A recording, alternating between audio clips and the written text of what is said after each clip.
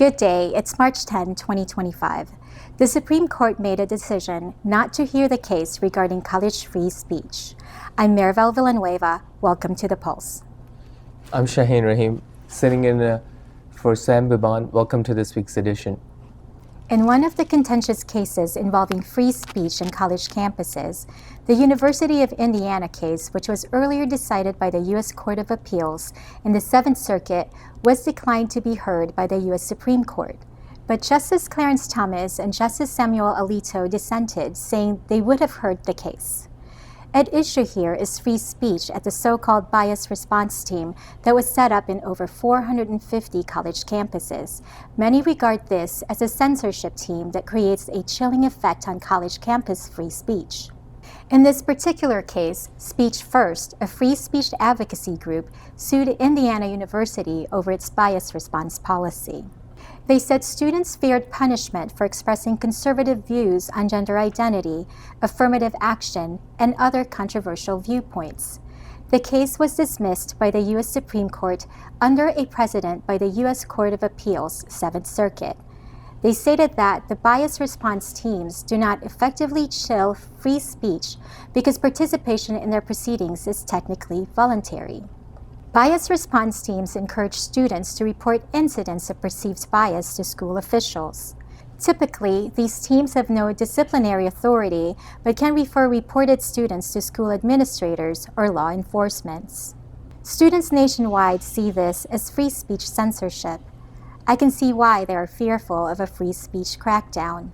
Many can guess how ultra-conservative Justice Clarence Thomas and Justice Samuel Alito would decide if they had their way and took up the case, which 7 of the Supreme Court members declined to hear, and let the lower court and the appeals court decision to remain. Is our economy headed for a deadly recession that the likes of the 1930s Great Depression? Trump's tariff war is creating an atmosphere that many economists say was the prelude to America's 1930 Great Depression. Prices of commodities are going up, and there is no hope in sight to bring them down. Tariffs imposed on Canada and Mexico will raise prices by 25% of everything we import from these two countries, plus an additional 10% of anything coming from China. In simple terms, if you shop at Walmart, like many of us, expect to pay from 15 to 20% more than what you paid in December 2024. Because Walmart is the largest importer of Chinese-made products sold in the US, like basic commodities, this will soon hurt every family's budget. Pricing of gasoline and diesel coming from Canada will also soon be felt at the pump. The automotive industry, where various parts to complete a car in the assembly plant requires those parts from Mexico and Canada, will also be heavily affected. According to several economists who did some analysis on the effect of tariffs imposed on Mexico, the price of an SUV vehicle will increase by about $8,700 to $9,120. Auto sales will suffer, employees will get laid off, and our gross domestic product will be seriously affected. Consumer spending will drop, and many sectors will get hit with the ripple effects. There will be economic turmoil worldwide, as this trade war started by the Trump administration will have worldwide repercussions. Signs are on the horizon. In the US stock market, Dow Industrial Average has been slipping down for the past week. Nasdaq, S&P 500, they are all headed down. Tesla shares of stocks have already lost 1/3 of its value and are in billions of dollars in losses to investors. This is a result of Europe boycotting Tesla, driving the sales down by 47%. In China, sales of Tesla are down 49%. Many are staying away from the brand in response to Elon Musk's polarizing policies he does for the Trump administration, according to many economists and financial analysts. What we are seeing now is part of the saying, election has consequences. Your vote has consequences. In our community news, Reverend Pastor Rosita Lee, together with the core working group of Filipino Town, Las Vegas Cultural District, held a town hall meeting to ramp up support for the undertaking from the various Filipino American civic and cultural organizations and members of the Fil-Am community. It was a well-attended event held at Plus 6350 Fil-Am Central at Boulevard Mall along Maryland Parkway. All stakeholders were invited to attend and were able to hear updates of where things now stand in the final stretch leading to the approval of the Filipino Town Las Vegas Cultural District by the Clark County Board of Commissioners. The designated Filipino Town Cultural District will be along Maryland Parkway from Desert Inn Drive on the north to Flamingo Avenue on the south.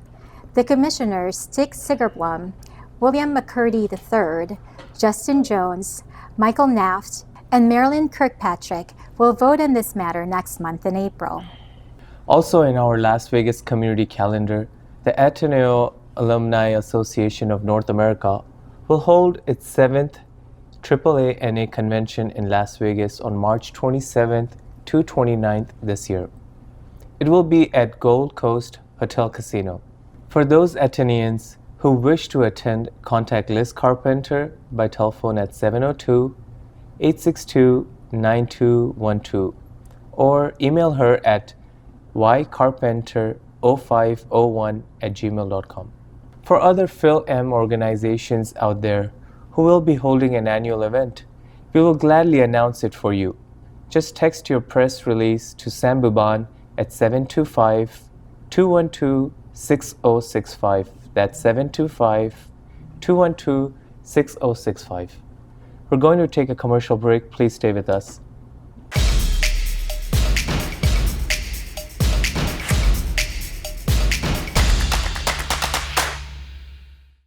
Pure Medical Equipment provides top-notch quality medical supply equipment. Whether to rent or buy, Pure Medical Equipment and Supplies has it all. Pure Medical Equipment is committed to serve and give back to Southern Nevada. We deliver medical supplies and rentals to your door.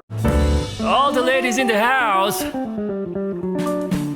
after you've gone and left me crying, after you've gone, there's no denying. Mga kababayan! Welcome back to Chika Chika Today.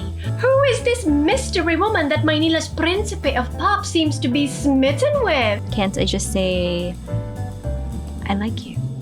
What are your intentions with my mother, sir? He must be Miguel. Oh, Sin City sweetheart!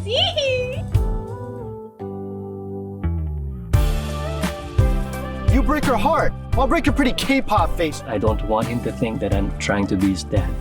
Is this the real deal? Will she be the inspiration for a new love song? Or quite possibly another one of Gabriel's heartbreak hits? We will keep you posted on any updates as this story unfolds. Made to Shine, coming soon. Presented by FilAmTV Network. Written and directed by Giovanni Espiritu. Executive produced by Sam Buban and Esmeralda Padilla Gould.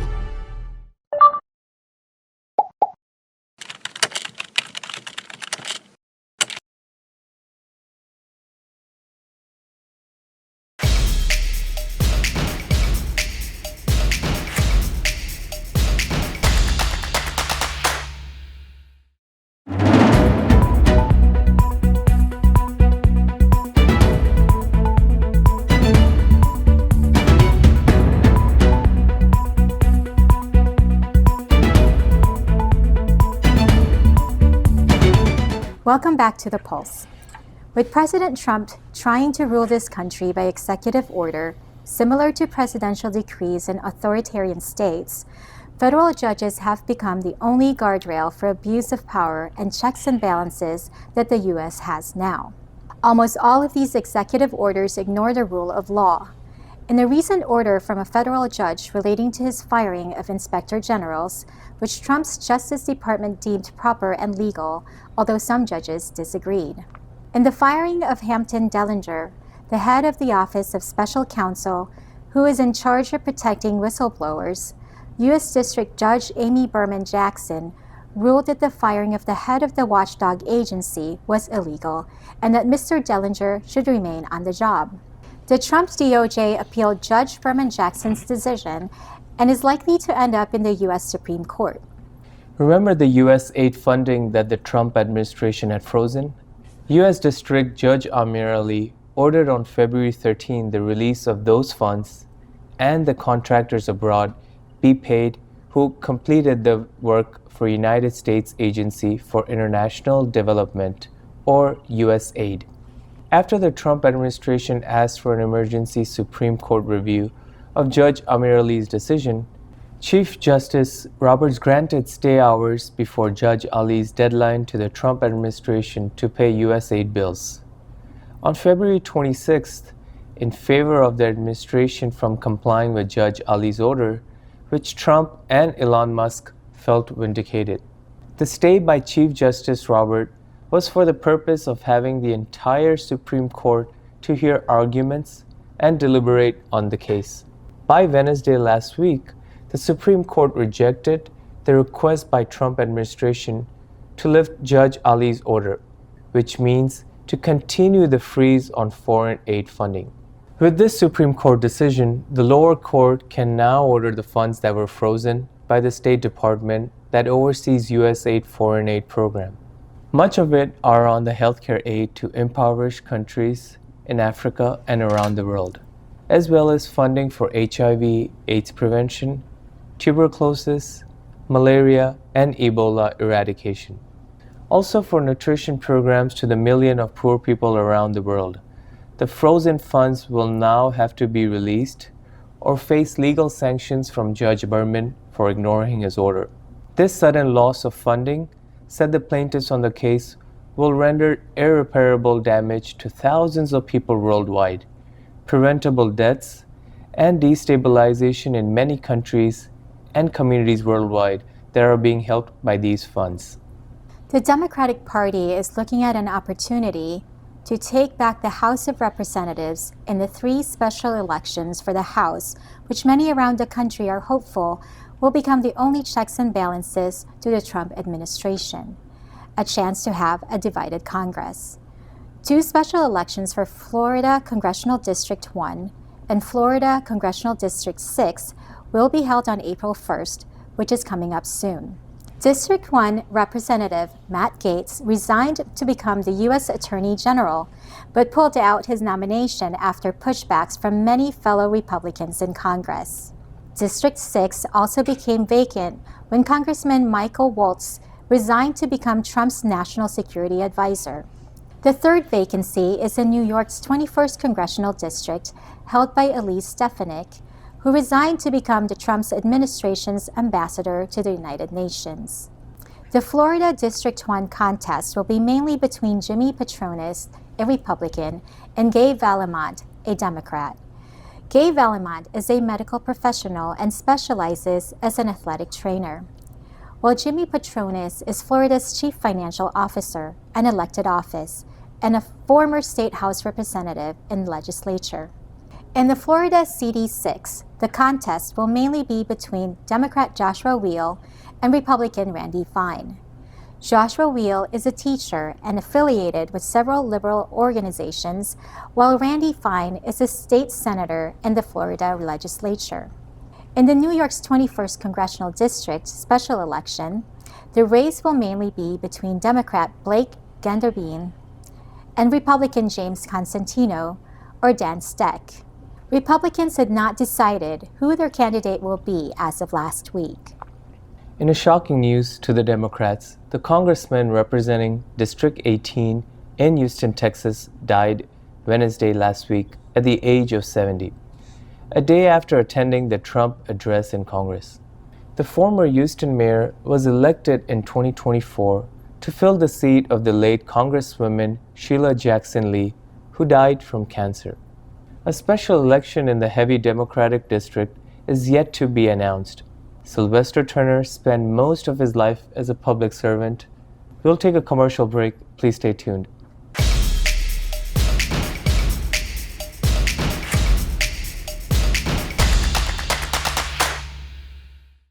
Pure Medical Equipment provides top-notch quality medical supply equipment. Whether to rent or buy, Pure Medical Equipment and Supplies has it all. Pure Medical Equipment is committed to serve and give back to Southern Nevada. We deliver medical supplies and rentals to your door.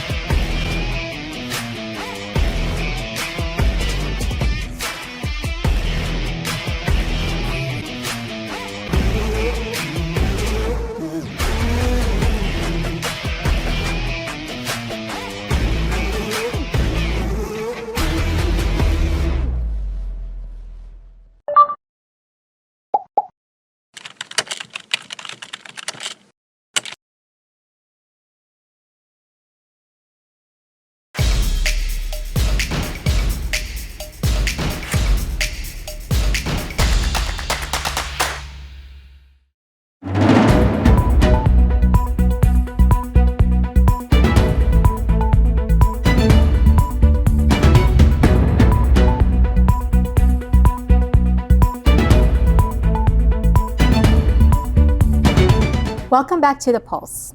In our world news, Norway says it will maintain supplying fuel to the U.S. Navy after a private firm called for a fueling boycott.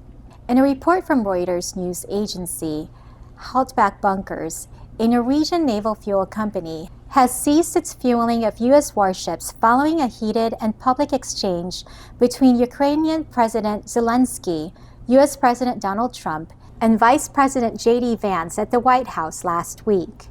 NATO member Norway said it will continue to sell fuel to U.S. Navy ships, the country's defense minister said on Sunday, despite a plea from a commercial marine fuel supplier to stop doing so in response to the apparent breakdown in U.S.-Ukrainian relations. There have been rumors of concerns about support for U.S. Navy vessels in Norway. This is contrary to Norwegian government policy, said Defense Minister Tor Sandvik in a statement. American forces will continue to receive the supply and support they require from Norway, the commander said. Sandvik's announcement came after privately held Norwegian fuel provider Haltback Bunkers said that it will stop supplying U.S. Navy ships in response to how Ukrainian President Zelensky was treated at the White House last week. Huge credit to Ukraine's president for remaining calm despite the USA's backstabbing TV show. It made us nauseous. No fuel for Americans, the firm wrote in a now-deleted Facebook post. Gunnar Grant, CEO of Haltback Bunkers, justified the move, saying the company was simply following its moral compass. He acknowledged the action to Norwegian media, noting they had also suspended business with Russian clients in response to Russia's invasion of Ukraine, which reduced revenue but was compatible with their beliefs, according to the story. Grant stated, "As you probably know, no liter will be supplied until Trump is finished. We run a private limited company."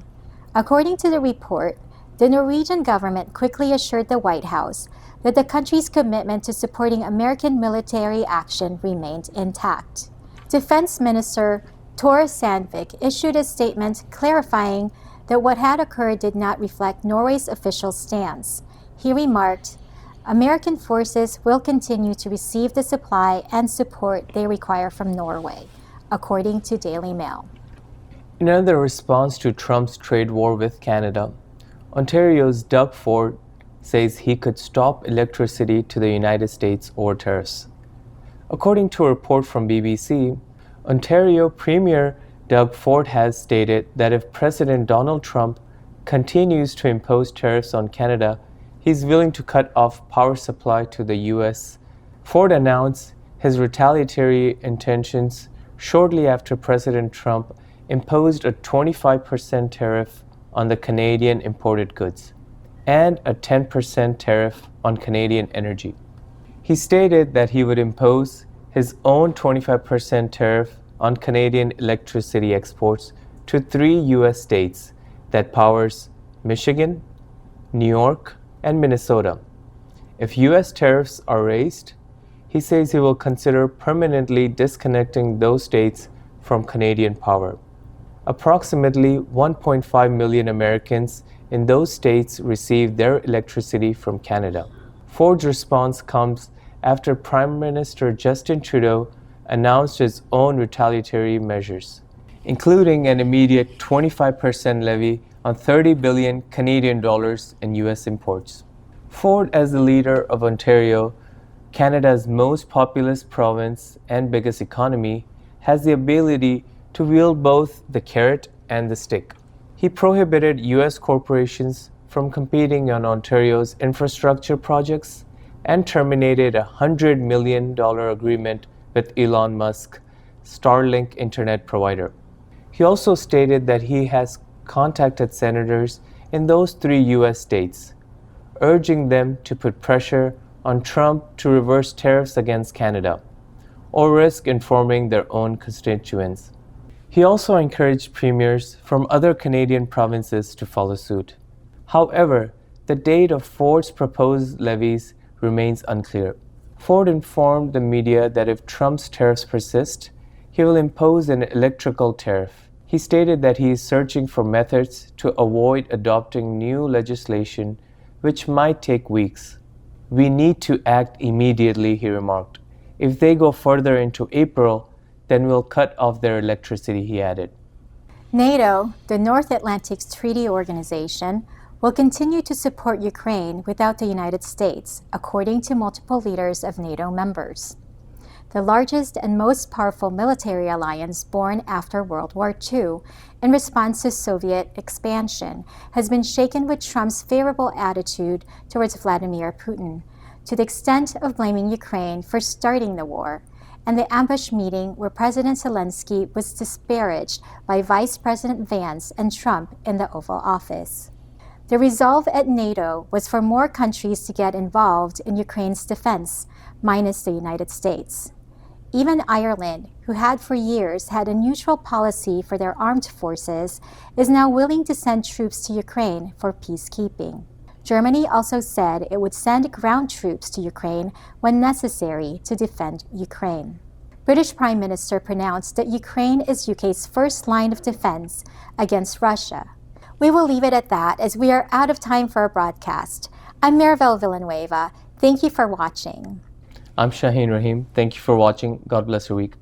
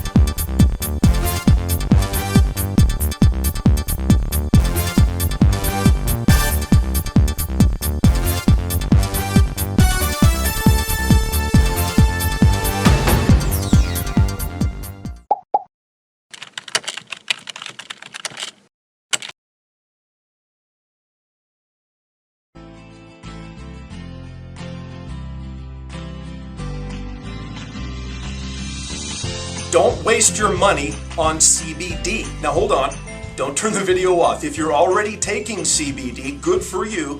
You're on a good path, but there's a much better way. If you're thinking, should I try CBD?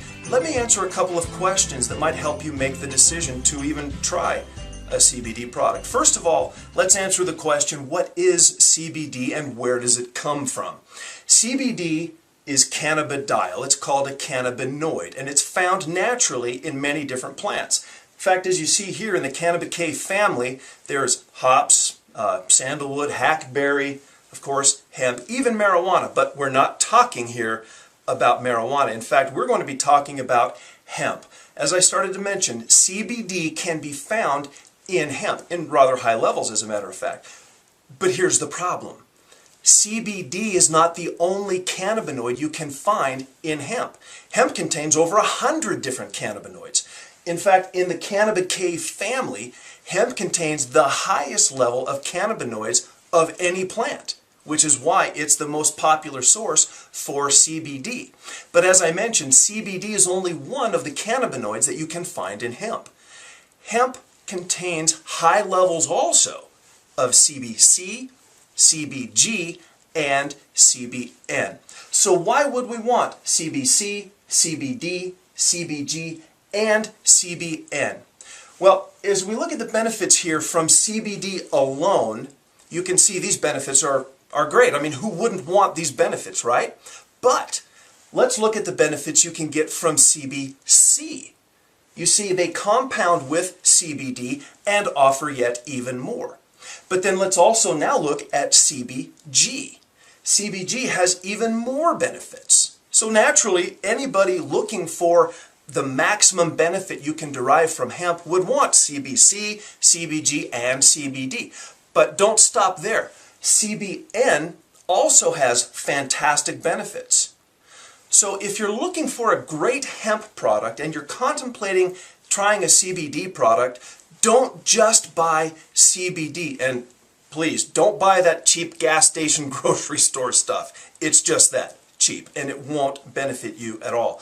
But if you can get a high grade, medical grade in fact, hemp product that contains CBC, CBD, CBG, and CBN, now you are unleashing the full power of your body that can only happen if you have all 4 of these cannabinoids in your body. If you're taking CBD, you're getting roughly 1/4 of the benefit that hemp can give you. Well, 1/4 is better than nothing, I suppose, but when you want 100% of all the benefits that hemp can give you, that is what happens if you take CBD with CBC, CBG, and CBN. So now you're probably asking, well, where on earth do I get all 4 of those? The problem now is solved. CBX4 contains high levels, not trace levels, and this is very important, contains high levels of all 4 of these cannabinoids, which means every benefit we listed up until now is available to you naturally in CBX4 and only in CBX4.